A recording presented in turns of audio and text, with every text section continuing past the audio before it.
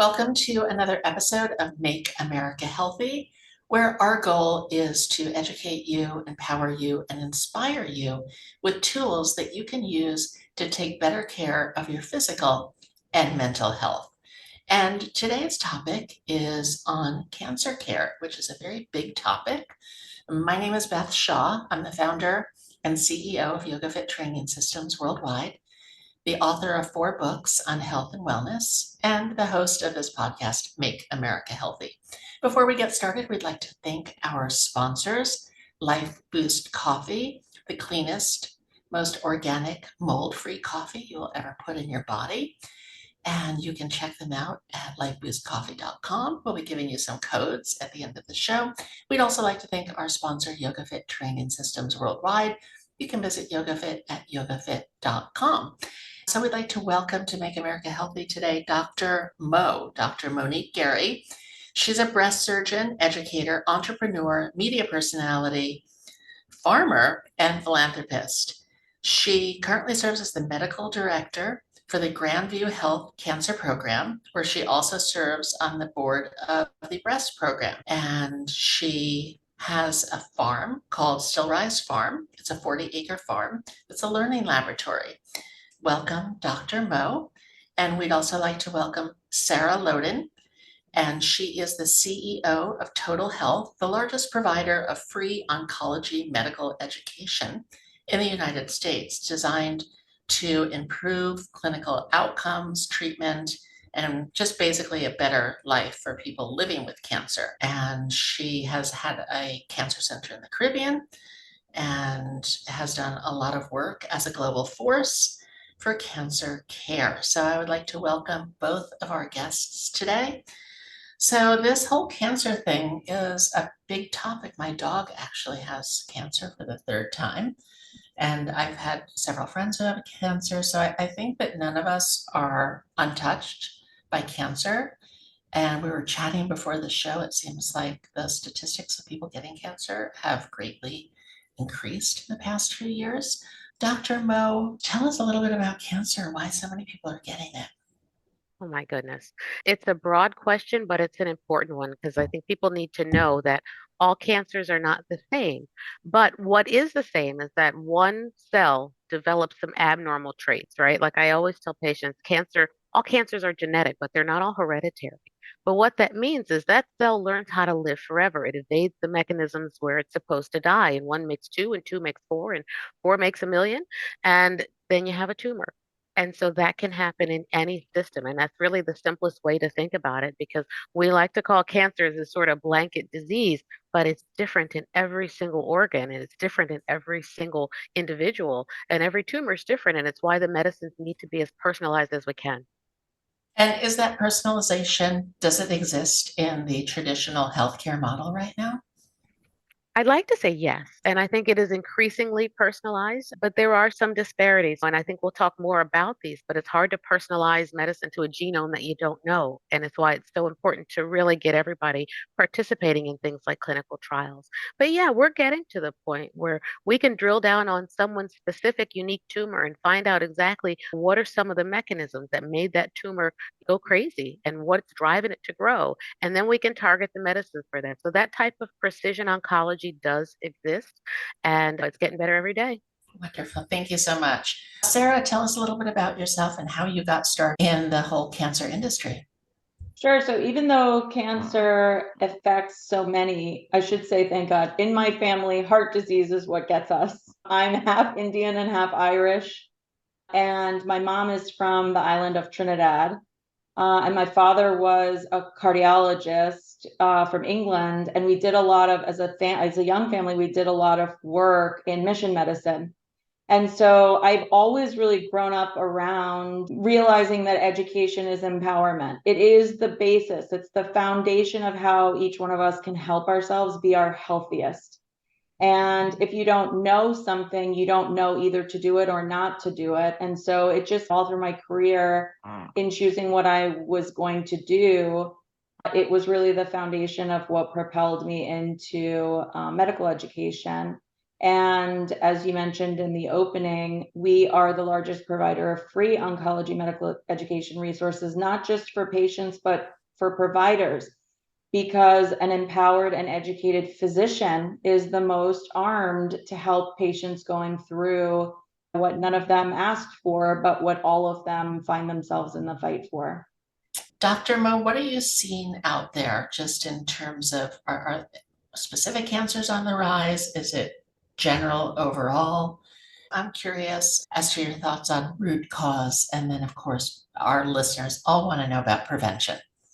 Okay, these are great questions. And globally, we're seeing a rise in things like breast cancer, which has now risen to the top. It's the number one most diagnosed cancer in the world, second to lung cancer. We're seeing in younger people, and I know Sarah talked about this before the show and probably talk about it some more, but younger people are being diagnosed with cancer at an alarming rate. And those cancers include breast and uterine cancer, so the gynecologic cancers. We're seeing an increase in cervical cancer. We're seeing an increase in GI related cancers. And what it all speaks to, I think, Beth, and the data hopefully will bear this out in a couple of years, is that it relates a lot to lifestyle changes.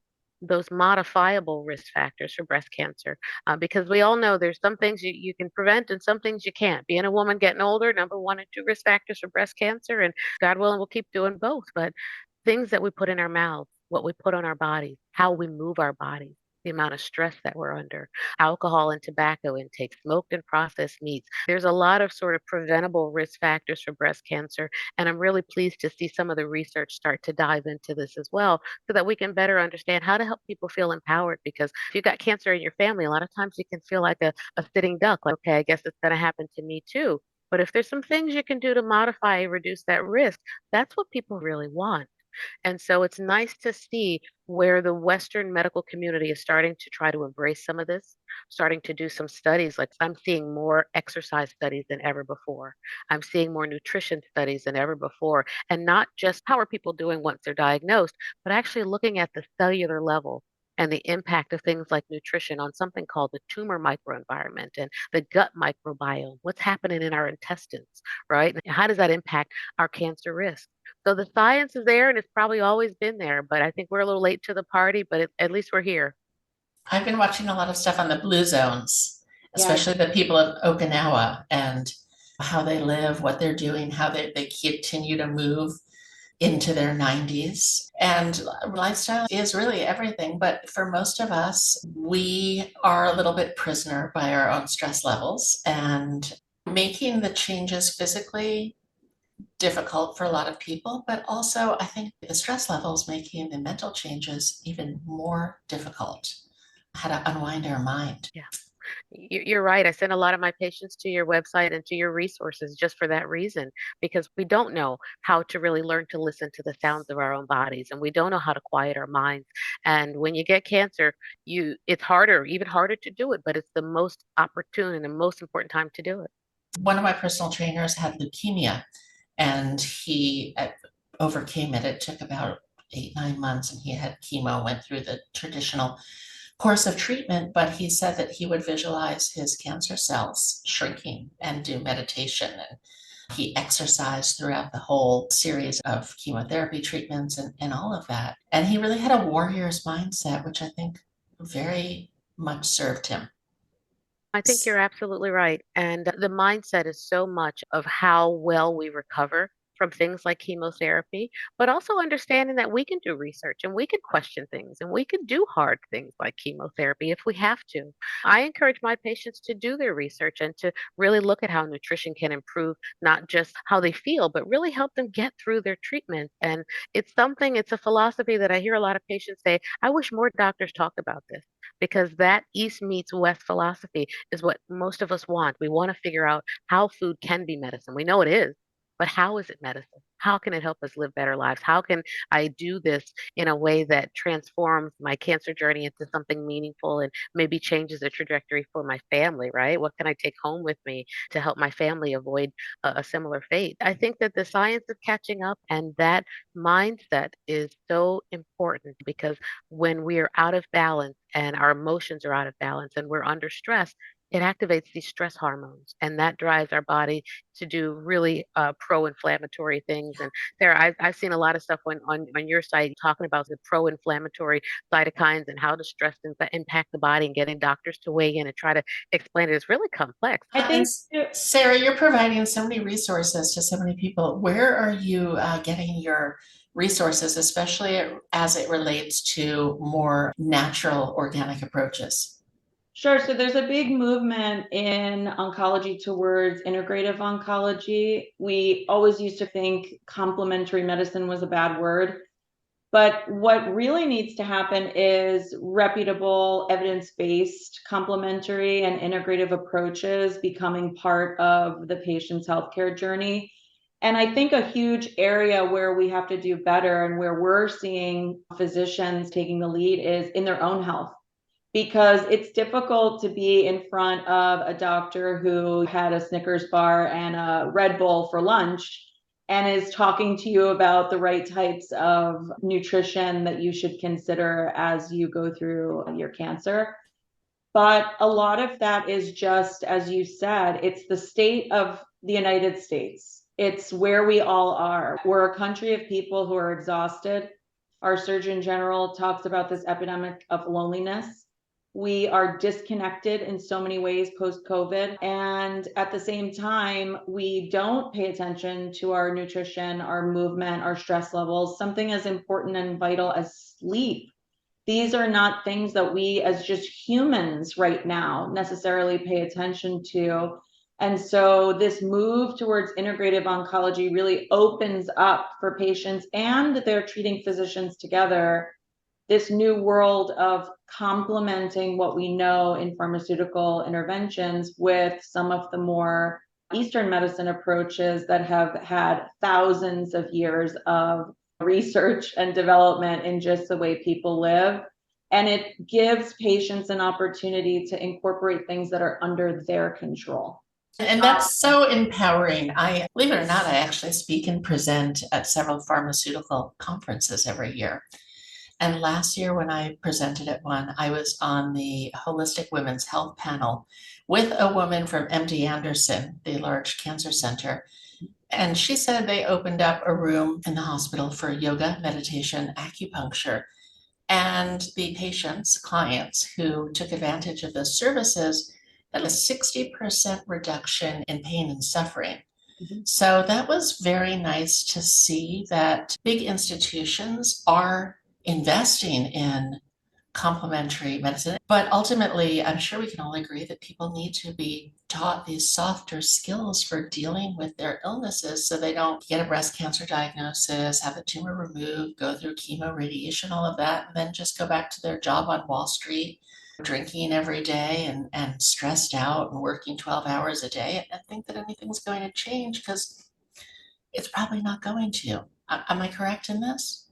Yeah, it speaks back to what Dr. Mo said, balance. What's happening around us is happening inside us. I tell my patients, I do you no service by removing this tumor if we can't take a good look at your life and figure out what are the other impediments to wellness, what's holding you back. And sadly, sometimes people end up getting divorced during their treatment and during Yeah. their journey, right? They may lose employment, they may switch housing and jobs and other things.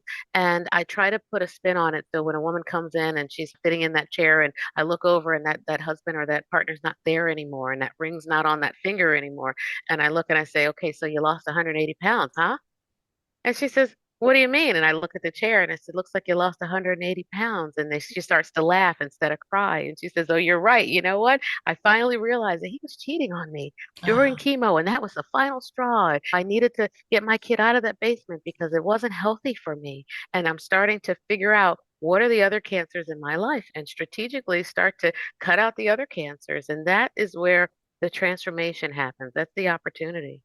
So what I'm hearing is that for many people, when suffering a major health crisis like cancer, it can really be a wake-up call to change everything in their lives and live a life that is going to serve the greater good of their body, their mind, and their spirit with more ease and less dis-ease. Yes, and it can also be overwhelming though. And so it's why it's so important to give yourself some grace and to have someone and some resources to guide you through it so that you don't feel overwhelmed. Okay, now I have cancer. And now I have to stop smoking. And now I have to change my diet. Now I have to try to get sleep. And I wasn't sleeping before. And now you're telling me to love myself and my body. And I didn't like my body before cancer. And so those skills don't all just somehow become endowed upon us when we get diagnosed. And so having a sort of stepwise fashion and having clinicians and resources to partner with what you said about MD Anderson, I think is so wonderful. Even though people may not want to get those types of things in the same place where they get their chemo, it feels like it's not a wellness, like it's another doctor's appointment, but just to have the opportunity to get it and to have somebody walk you through it and say it's okay to get acupuncture, it's okay to get massage where you maybe didn't think you could during your treatment. Like those are wonderful places to start that journey. And it really is a journey. It's not just an instant transformation.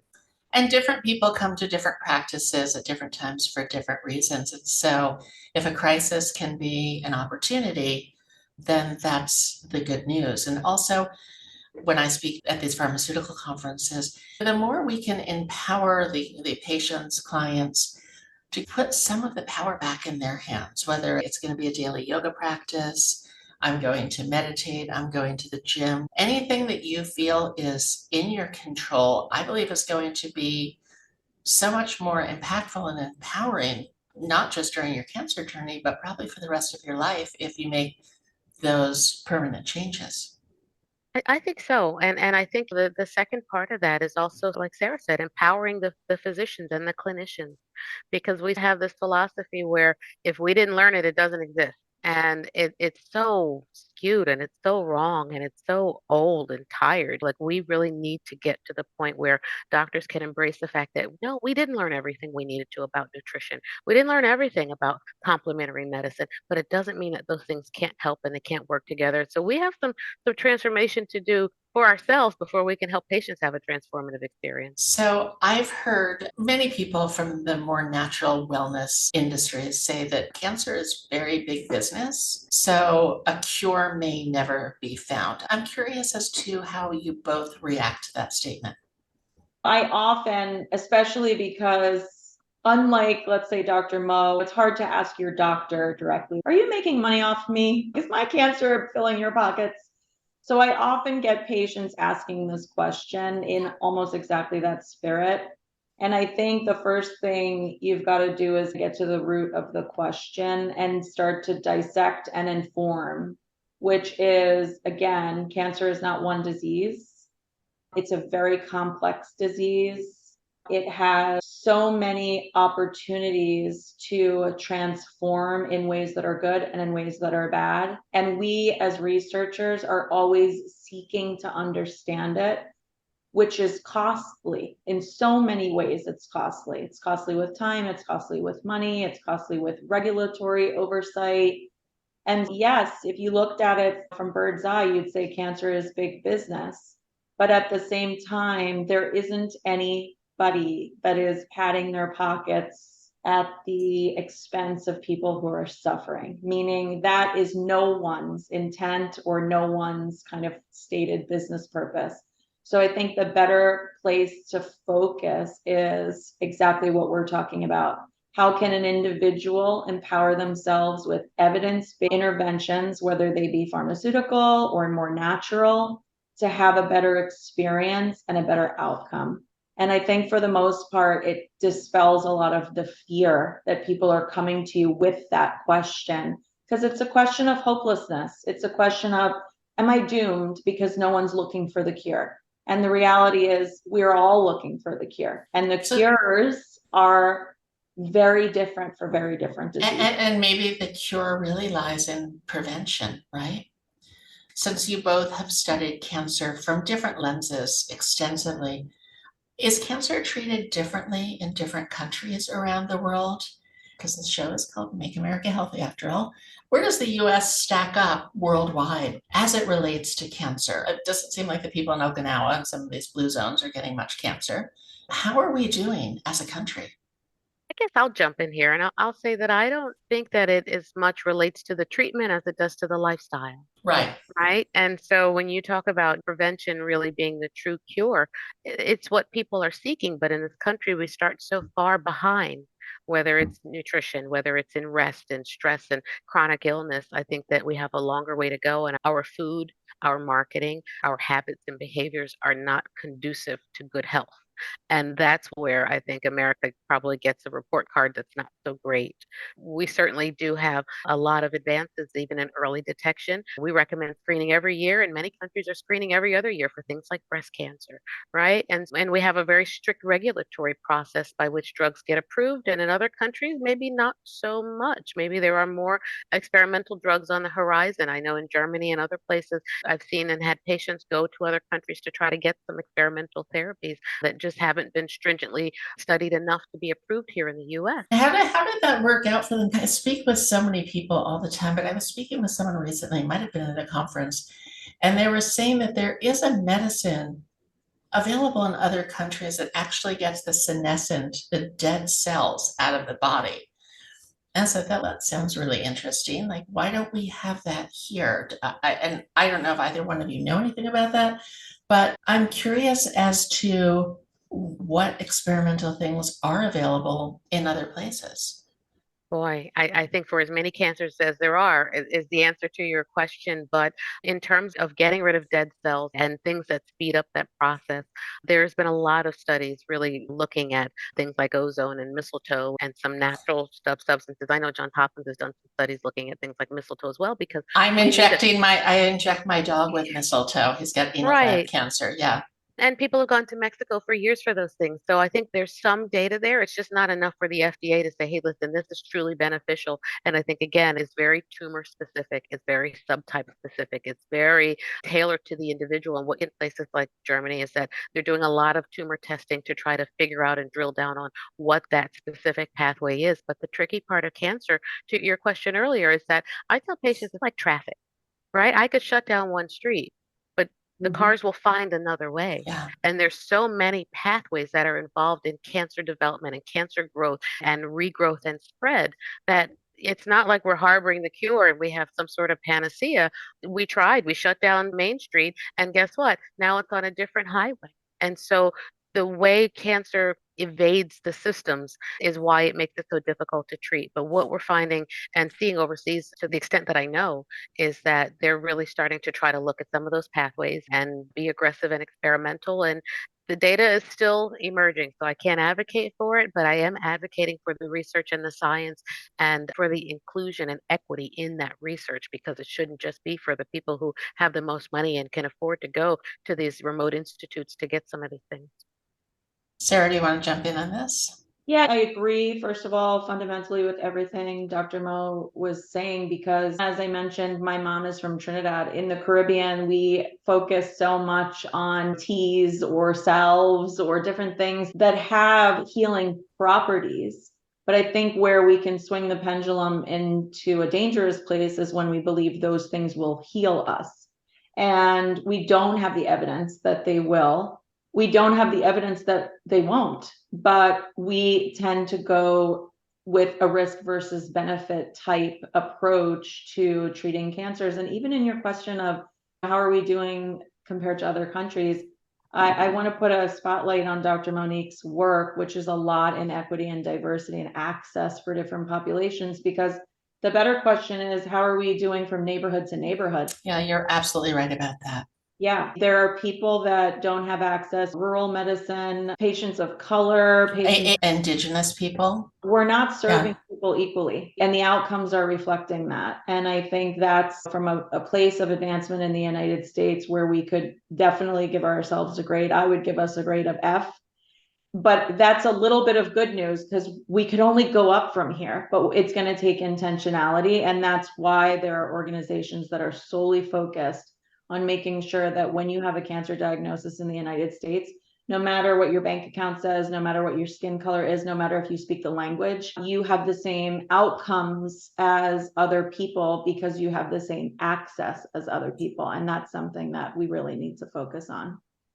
I love that, Sarah. You know, what I've learned practicing in inner cities like DC and practicing in rural Pennsylvania is that people want that same level of attention to food as medicine principles and those holistic opportunities in addition to the most cutting edge medicine, right? We're in my institution, we're partnered with Penn Medicine, so we can bring a lot of the cutting edge things so that people don't have to drive an hour and a half to get to the city and park and find their way through the buildings. But the people in the cities that may not trust doctors for historic and medically, how do I say, deserved, right? It's earned medical mistrust. But people in rural Pennsylvania here, same thing. Our rep is flimsy all around. We saw during COVID: wear a mask, don't wear a mask, get a vaccine, don't get a vaccine. And so we're responsible, I think, for understanding that the knowledge that the community has about their health has been in flux, and there's a ton of misinformation out there. And we got to provide better information so that people can know what resources to trust and so that they can believe and even come to us, because that is a huge part of the disparity, is that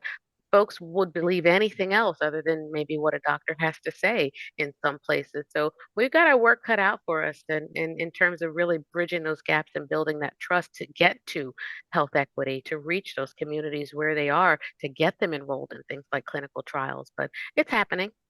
And let's talk about education for a moment. If we had mandatory true nutrition information in the schools from an early age, things would be very different. And unfortunately, our country is run by fast food companies, which were essential businesses during the pandemic, pharmaceutical companies, and of course, all the environmental toxins that are dumped into our water. Our wheat crops are sprayed with glyphosate. So there's not a lot of health happening from an early age. And the longer you stay in a toxic body, the more opportunity you are opening up for negative health outcomes. I was doing an educational program in Memphis a couple of months ago, and it was such an eye-opener for me. We had a group of community health workers from the University of Tennessee, young Black and brown people, and so much energy, so much vibrancy. You could tell they had a passion for reaching the community. And so I was reading this guide and I was doing a little bit in jest. This big cancer organization released this guide, like 40 ways to have better prevention. And some of the things were add lentils to your food pyramid, or explore a new farmer's market, replace rice with quinoa. And one of these young Black women said, I didn't even know you said quinoa that way. She said, I thought it was quinoa. It was such a moment for me because we write all these guidelines and we think it's going to affect everybody. But if you're in inner city Memphis, where the population is 60% of people live with diabetes, saying to them, find a new farmer's market when they don't even have food. They live in food deserts. There's a McDonald's on every corner, but where would you find a farmer's market or incorporate lentils? No one thinking about this may not be part of this culture's diet. And especially replace rice with quinoa. Like just looking at the shelf, you get a big bag of rice for a certain amount of money and a small box of quinoa for another amount of money. Who's writing these and how are we using education to bridge some of the gaps where someone doesn't feel so hopeless when they're looking at a page of recommendations saying, I don't even know how to pronounce these things. Yeah, that's such a good point, Sarah. And I'm going to ask both of you this question. In these days of YouTube University, where if you want to know something about intermittent fasting or muscle for longevity, you go on YouTube, you can pretty much watch anything that may or may not be educational, but certainly informational. Do you think that the messages are the positive messages about prevention and healthcare are spreading more rapidly now with the advent of social media and other channels that we can get information on? I'll say I think it is, but I also think it gives us this sort of false prescriptive sense that there's one path to it. And for all the reasons that you listed, Beth, it's why nutrition alone can't be the answer. Because even out here in Bucks County, Pennsylvania, I practice and I live on a farm, right? But how about the farm next door and the farm down the road and the pesticides and the uranium that was Yeah. mined in the town in 1920? And so there's all these sorts of things that are impediments to good health where we start from behind. Even in inner cities, if we've got diabetes, we got asthma, we've got food deserts. Food alone isn't the answer, but It also isn't just one recipe. It's not just one way of being or doing. And I think it's why it's important to have all of these perspectives. And social media has been helpful for that. Weeding out the misinformation has been challenging, but looking at how we can incorporate some of these things in culturally appropriate, sensitive ways, right? How can we change a diet for a person who has limited access to food? We invite farmers to come up to my farm to learn what can you do here that you can take to that plot of land, and how can we create an urban garden? Can we create a CSA? Can we just grow it on our patios and on our windowsills? What can we do where we are? And that type of focus on wellness, I think, is really reaping dividends because people are beginning to believe that it's not just for one type of person or one socioeconomic class or one region of the country, but it can be for everybody. Wonderful. I'm going to ask both of you this question. You are both obviously very intelligent, very capable women, and you've chosen to be in a field that I can imagine it can be very emotionally draining and challenging at times. What is it, if you could list two things that keeps both of you going down the path that you're on? Because it's really admirable and it's, I'm sure, not an easy road. We're probably going to have very different reasons and rationales, but I was diagnosed with an autoimmune disease 6 years ago after 5 years of really almost, the best word I could use is just being kind of gaslit. My health literacy is A plus. And so I would go to different physicians. I think I counted it up once and it was like 10 different doctors, orthopedic surgeon. I was like having a speed dating with the doctors saying, this is happening to me. This is how I'm feeling. What can I do? And every time they would look at my labs and say, you look fine, everything looks great, take some walks, have some help. And so 6 years ago, I was diagnosed, and I remember within months of my diagnosis, I'm a Christian, and I found myself literally on my knees in my room. And I was coming up to one of my friends who's a oncologist in New York. He said, have you seen a rheumatologist? And I said, whatever, new doctor. Let me book my appointment. So I booked the appointment, and a couple months before I got on my knees and I was just praying, God, please give this doctor wisdom. Do not let them just turn me away because something is wrong with me. I finally got the diagnosis after 12 MRIs and 19 blood draws. They really invested in me to try to find out what was wrong. I believe in so many ways the work that I do is an answer to the prayer of the woman or man who is on their knees praying, or in a prayer circle, or in a energy field that is asking, please let my doctor have wisdom. I believe we are a direct answer to that. And so for me, no matter how hard it gets, I always think mercies are going to be new tomorrow. So I just have to get through this day. And the next day, refocus on the fact that we are a resource that are meeting people at their most vulnerable times. So it keeps me going without fail. That's beautiful. Sarah, thank you so much. Dr. Mo? I'm so inspired because it's so true and just wow, Sarah, wow. What does it for me, I think, is knowing that this could all be different. It doesn't have to go this way, and the stories don't have to be this way, and the headlines that we read are not the things that I'm seeing in my clinic and seeing in my friends, even who have metastatic disease. Like, people are living longer, they're striving for more, they're getting as educated as they can. And I think that this is an age of information, and we're on the cusp of something really big. And that hope and that fuel, that fire, because I see it in my patients when they come back and they tell me, you know what, doc, I'm having a plant-based diet and I'm walking more. I'm up to 7,500 steps a day. And they come out to the wellness days at the farm. When I see that desire, we had one a few weeks ago and it was pouring raining. It was a tropical storm and we thought no one would show up. We had 75 women registered and 50 came in the pouring rain. They had to take different roads because of the road closure. But it's a lifestyle that people want, and we're ready for it. And we're ready for it in rural towns. We're ready for it in inner cities. And I think we're seeing, as a result of COVID, is that people are more engaged with their health. And I'm here for it. I love it. And it wakes me up in the morning and it keeps me zooming through the night. And it's my why. I think about my mother and my grandmother who battled cancer, and it could easily always be me. And so the life I save could be my own, but until then, and hopefully it never happens, but I get a chance every single day to make a difference. It's meaningful work for sure. Great, thank you. Tell us where we can find you both on social media or websites.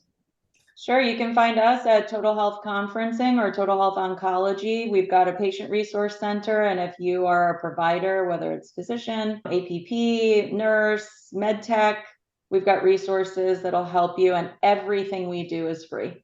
Wonderful. Thank you so much. Dr. Mo? I'm Dr. Monique Gary on all social media outlets, LinkedIn, Facebook, Instagram, you name it. And you can find me on all those places bringing relatable, reliable, and real health information to the community. Wonderful. Namaste to you both. Thank you so much for being on Make America Healthy. Again, we'd like to thank our sponsors, Life Boost Coffee. It's clean, it's organic, it's grown in the shade. They pay their farmers well, and it's fabulous coffee with over 25 different flavors. Check out boostcoffee.com. You can use the code YogaFit to save 15% at checkout. And we'd like to thank our sponsor, YogaFit Training Systems, which also has a Yoga for Cancer Care program and Yoga for Caregivers program, as well as a 900-hour yoga therapy program and many other consumer-friendly programs, conferences, retreats, corporate wellness, all that. Until next time, everyone, if you found this show valuable, please share it with someone who needs to hear it. And thank you so much for listening. Stay healthy, stay peaceful, stay happy, and we'll see you next time on Make America Healthy.